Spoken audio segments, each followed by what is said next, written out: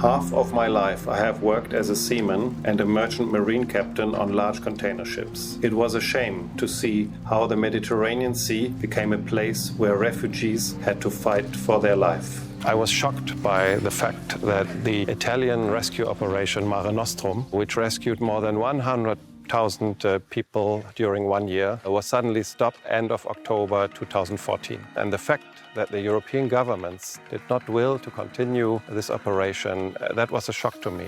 And I felt it was unacceptable.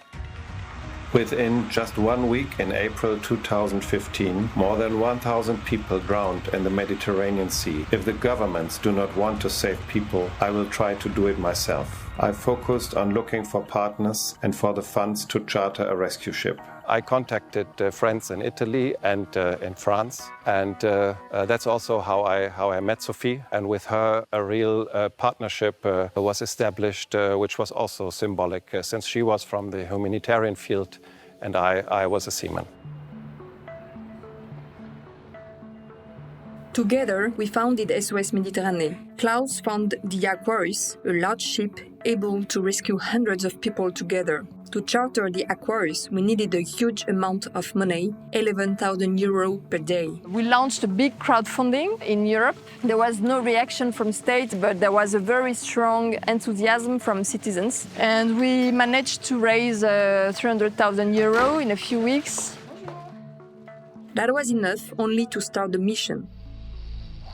We met the first boat just a few days after departure from Lampedusa. When I was on the small rib with 4 people on board and we were approaching to this rubber boat with I think 75 people on board, I realized how little we were actually prepared for the encounter of people in such a life-threatening distress. They were almost fighting to be the first one. They were like in a non-human state due to their anxiety. That was shocking. The smell which they had was the smell of a terrible prison which they must have lived through before.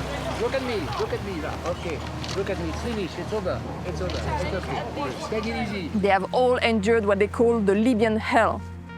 They are prisoners of human traffickers in Libya. They are starved into camps. They have to get to slavery sometimes. They have to pay ransoms. They are tortured, abused, sexually abused. So all of them try to escape this hell.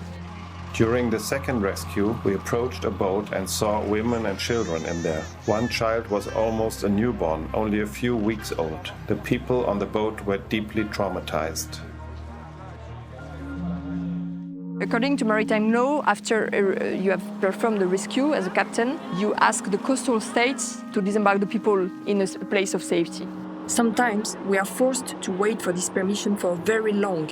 During the last operational sequence, we have found 4 boats in distress. English or French? We got in total 181 rescued people on board. The Italian and the Maltese authorities didn't allow us to disembark them, so we were blocked at sea, and that provoked a very acute distress on board the ship. There were 6 suicidal attempts. 2 men jumped overboard. 3 others were prevented to do so. 1 other tried to hang himself out of despair. There were even threats on our own crew for the first time of our history, and the captain had to declare the state of emergency on board.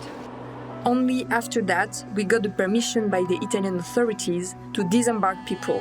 What is happening here in the Mediterranean Sea, and still until today, is desperate people, men, women and children who have nothing, who risk everything, and if they are not rescued, they will simply die. And apart from few organizations like ours, it seems everybody is turning away. In 2017, a Nigerian baby was born on board. Her mother named her Mercy. Madame Monsieur music band composed a song about this girl for the Eurovision Song Contest. Mercy and her mother live in Italy. Stories like this are inspiring and help us keep going.